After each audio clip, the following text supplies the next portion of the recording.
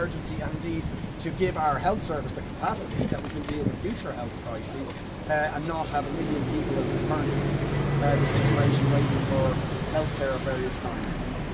And people associate party with protests and talk about people power. Would you genuinely go into government? Some in Leinster House might think that it's unlikely. We first of all fundamentally believe that people power is the way you bring change, whether it's the fight against water charges, the repeal of the 8th Amendment, the fight now to get public and affordable housing.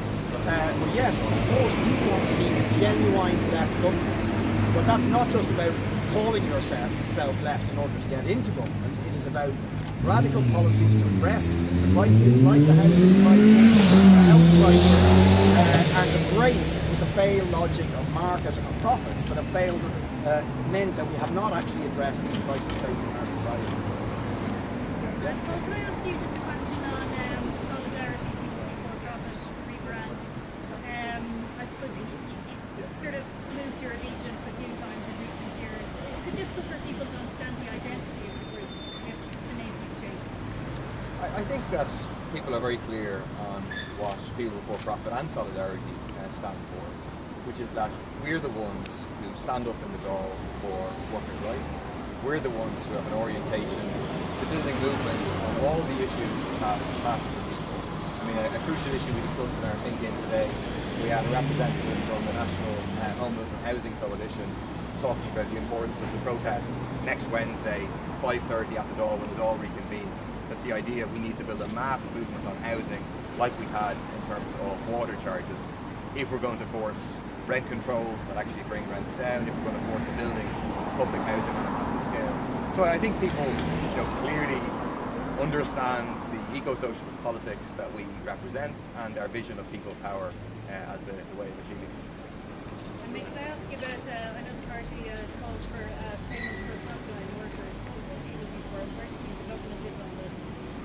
Well, the nurses are looking for 10 days paid leave. We're fully in support of that. The Dunn Stores workers want their 10% COVID bonus integrated into their basic pay packet. And we think that all frontline workers and all workers generally who carried this country during the pandemic. It wasn't the millionaires, it wasn't the billionaires, it was the nurses, the retail workers, the public transport workers, the cleaners.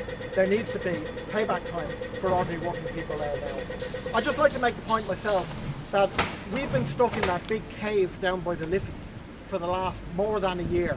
And the government have tried to hide in there. Sometimes you can barely see the government minister that you're addressing. It's good that we're going back in here.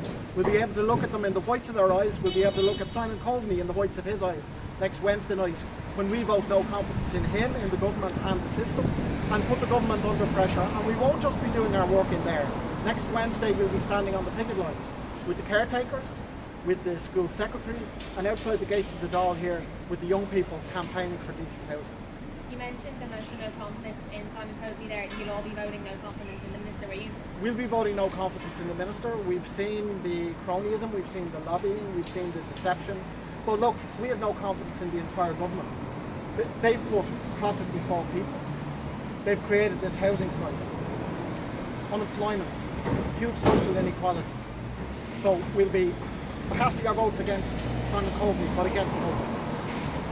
Do you think we're perhaps wasting time? It's the first day back on Wednesday of the Dáil.